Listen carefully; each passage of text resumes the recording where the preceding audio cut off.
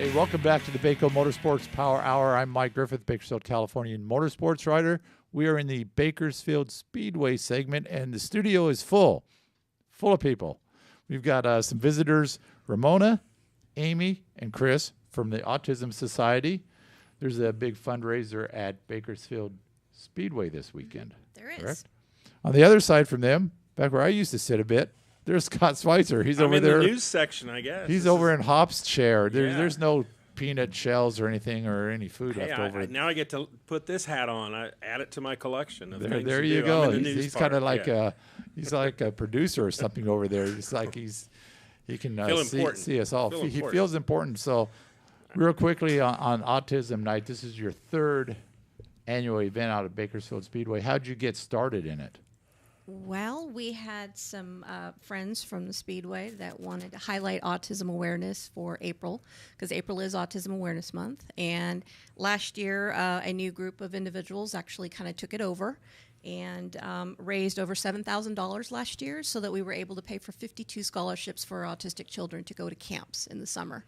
And so that's the goal this year again. It's the same cause. It's the same race. It's always the last Saturday in April to kind of end the whole Autism Awareness Month. And so we worked very closely with some of the racing community, and they were generous enough to work with us a third year around. So we're looking forward to it. Okay. We'll come back. We'll talk a little bit more about that later in the show. We got to run down what happened out there at Bakersfield Speedway this past weekend, and go ahead and start showing the slides. We had IMCA Modifieds out there, and 3 wide as usual out there for the Modifieds. Robbie Sawyer there. A certain Schweitzer there next to him.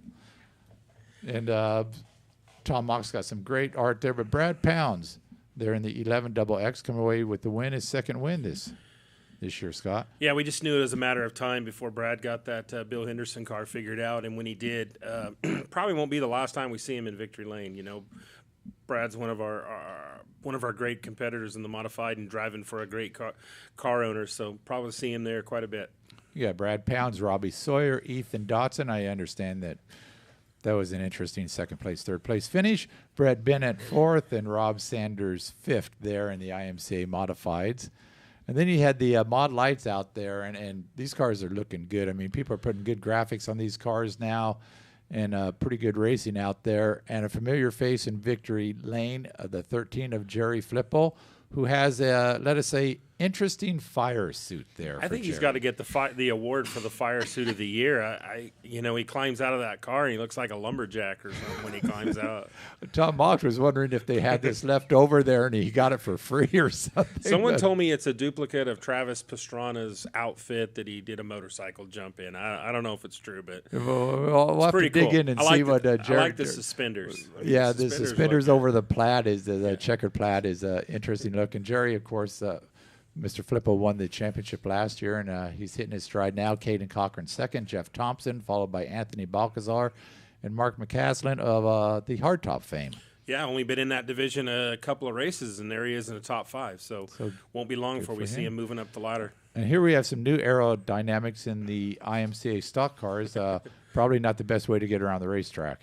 No, maybe that's just a pull-away version so people can see what the motor looks like, I guess. Yeah, did he have to go in and get that? Yeah. He got sheet metal dragging. Obviously, we mechanical him and get him off because we don't want that to come off and get a car behind him or anything else. And the slide before that was Devin Jones and Mike Hill, and you got Mike Hill there. Devin Jones, runner-up again, and Mike Hill, a victory. Yeah, people always ask. We know that Mike Hill owns a lot of those cars, and people drive for him, and will he run him hard? Well, I think Devin Jones answered that because he put on a great race with Mike and ran him hard right to the end. But it's good to see Mike Hill get that win in the stock cars. Yeah, Devin's got to be a little frustrated because that's 3 races and 3 runner-ups for him, but it puts him in the points lead. Yeah.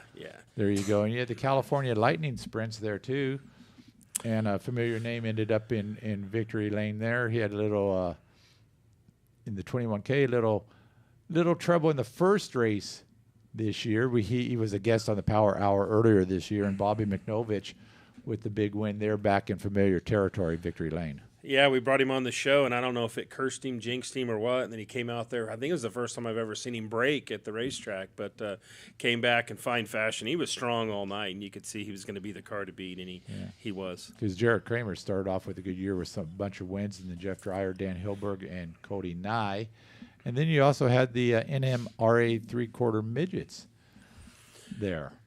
Yeah, that first shot of Hiroshima, that was a good shot of him there because later on he took a tumble down the back straight away. Well, he's got the wheels up there. Yeah, he came out of turn 2 and got a little high and kissed the board there at the wall right there at the KUZZ sign and had a pretty violent rollover, but he was okay. So yeah, and so you got your winner there in the California Lightning Sprints. Chuck West, familiar face in victory lane for the NMRA midgets. Scott Dobson, Chris Thomas, West Evanston, Scott Dixon. I saw Bruce Hiroshima back in a lay-down cart at Mason Marin back in the day crash really bad too, really bad. yeah. I thought, Well, he's one of the probably very few of those NMRA midgets that'll run the high side, and maybe that's why they don't run the high side too much. But got a little too high. A little too high, which you don't want to do. And here we go with the third annual. We've talked at Autism Awareness Night at the races. Sport mods, hobby stocks, American stocks, mini stocks, and mini dwarfs. So a lot of racing going on. And what are we doing to raise money for autism awareness? How are we going to do this out at the races? Well, I'm going to pass that on to Amy. We have a meet and greet earlier that day from 10:30 to 1 where the kids were going to come out. They're going to get to meet the drivers, do a few fun activities, have lunch. Then when racing starts, we're going to have some raffle baskets out. We're going to do a 50-50 drawing and just hope for some more donations to come in. Just donations and raffle baskets and just basically come out there and donate to a good cause. Anybody got their car decked out in autism stuff, handprints, I names, think or all anything? of them do. Well, the kids are going to decorate them with the puzzle pieces like they did last year. So by the time they get out there, they'll be all puzzle a lot piece of ready cars, to go. a lot of the mini dwarfs drivers doing a good participating in this and helping. We have a good turnout so far. Just got to make sure they can make it out there. Cars are running and good to Yeah. go. Good to go because I think this is about four. You do about four pretty big fundraisers a year. Out Yeah, at the we do Speedway, about right? three or four big ones, and this is obviously is one of them. So it's a great event. Gates open at 4, first race 6 p.m., but then come out early, meet some drivers, see the cars, spend the day down there. So it's a great time. Going to have great weather, so we invite everybody out. We know a big promoter of autism awareness and helps out Carlos Vieira up there.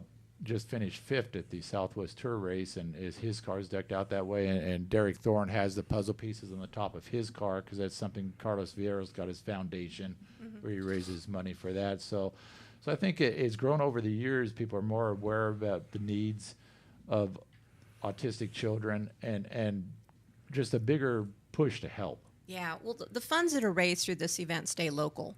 So, there may be other events that are out there, but the funds all stay local here in Kern. Yeah, I know what Carlos does. He's got stuff with so many counties and basically all the central counties, but any money raised is good. And you're doing it for local children and basically so they can go scholarships, so they can go to various camps. Talk about those. The camps that we are offering this year are going to be swimming because swimming lessons are extremely important for our kids, water safety especially. We have a lot of drownings with children with autism. They're very highly attracted to the water, and so we want to make sure that we get them into swimming lessons for those that really, really need it. We also have equine therapy where they're going to actually be able to do some horseback riding and do that as well, of learning some hands-on of working with the animal and tack care and so on and so forth. And then we also have an art camp where they're going to actually go to an art studio that's here local as well, and they're going to work with somebody who's going to show them how to do the whole phases of artwork, and if it's something that entices them, it might be something they might continue on later in the future. So. Not that it's totally autistic, but I care for my disabled sister who has autism traits. Yes. She's got a lot mental and physical disabilities, but autism traits are, she's getting older now, so she can't do the 1,000-piece puzzles. Yeah. And the 500s are even tougher now, but she used to be able to do 1,000-piece puzzles. And then we used to play double-deck pinochle at home. Oh. She'd get the old cards, and then she'll sit here in her room with the cards and do her own thing for hours and write down. Well, in and the you can past, see some of the stuff, but yeah. being able to do a Characteristics. 1,000-piece puzzle, but she can't say a sentence. Yeah, exactly. Well, in the past, a lot of adults that were diagnosed early on were not really diagnosed properly. And so they were probably given an intellectual disability diagnosis versus the autism, because autism wasn't really well versed. There wasn't a lot of information. There wasn't a lot of information in the DSM-5s or basically any of the DSMs that were able to recognize it and diagnose it with the proper name. And so we see that a lot. A lot of the adults that were in the past maybe have been institutionalized or something, but those individuals really truly did have autism. So Yeah, she's been lucky enough to go to Bark for great, decades now. So and she Great works program. and does a lot of stuff. But you can just see that when she gets focused on something. Oh, they do. And I mean, it is just focused on that particular project, whether it be the cards, the puzzle, or certain things, ripping pages out of magazine and writing down numbers, page after page and that after is very page. common. And that's what I say. I see it Very, very as common. she's gotten older. It's even becoming more pronounced now. Yeah, which I find. But yeah. Are these camps locally run? Yes, they are here local. So they're all local camps. We work with American Kids for the swimming, and we work with Mare for the equine therapy, and then we have an art studio that's here local as well that works with the students for the art camp. So good deal. And how much effort does it say to do a fundraiser? People say, "Oh, let's just do a fundraiser," but it's a big project to get that going, isn't it? It's a year progress type thing. It's a little bit of work. It's a lot of work. You have a lot of volunteers. You have to go out and seek donations. You have to, get sponsors, everything like that. And this group here, they've been doing that for us, and so we appreciate it immensely. What are you doing for this, Chris? I do some of the fabrication for I think this year we're selling tires or wheels that the drivers are going to be able to sign. Last year we made doors out of the aluminum, same aluminum we build the cars with. So I do some of the fabrication type stuff for the whatever we're raffling off or selling, and then also bring out my own car. Which car is that? I run a hobby stock, the number 4P car at the Speedway. Yeah. So you bring out your car and I bring out my car, yeah. And are you doing anything special for your the wrap of your car or anything? Or No. This year we decided to go with no wrap, just a good, graphics package for numbers and whatnot. Me and the other car that we built in the off season will both be out there, also hobby stock, and we let the kids do their stickers, put the stickers on the car. put the There's stickers on the car. There's right. plenty of room for the stickers on There's the car. plenty so of room on the car for the stickers. Yeah. and the kids get to sticker up the cars and Right. stuff. Yep. And that'll be at the pre-party at the Exactly. greet and meet from 10:30 to 1. 1 o'clock out there. Is that in the grassy area, Scott? Yeah, down in the back area, and then we have the cars that'll be out in the front parking lot area, right there by the Right. gate. So And just pull into the front parking lot, and you can't miss it. Can't You'll miss see it. all the cars. Is that free? Yes, it's free. Free? Come Is on there out. lunch? I'm not sure. You have to ask ladies. You should sell hot dogs or something. Well, The lunch for the children is free. Les Schwab is donating hot dogs and serving them for the kids. For the kids. We're going to have a bounce house, tire activities for the kids. The fire truck will be there so they can go through the fire truck and look at that. And then we have a taco truck coming out, and they will be selling tacos for there you go. the non-kids. So There you there go. will be So lunch. there So will there be is lunch. food. You got- There we go. That's part thing. Is there lunch? Yeah, Okay. got to have the food. Well, I want to thank all you people for coming in. Yes, and thank I'll you. be out there on Saturday night, and hopefully we get to $10,000 and plus. Let's throw that We challenge hope. down. Okay, that's the way we looking do for it here. sponsors and donors. So get out there, toss some money to the Autism Society. It's for a good cause. And we'll be back next week to find out how much money they raised and what happened at Bakersfield Speedway.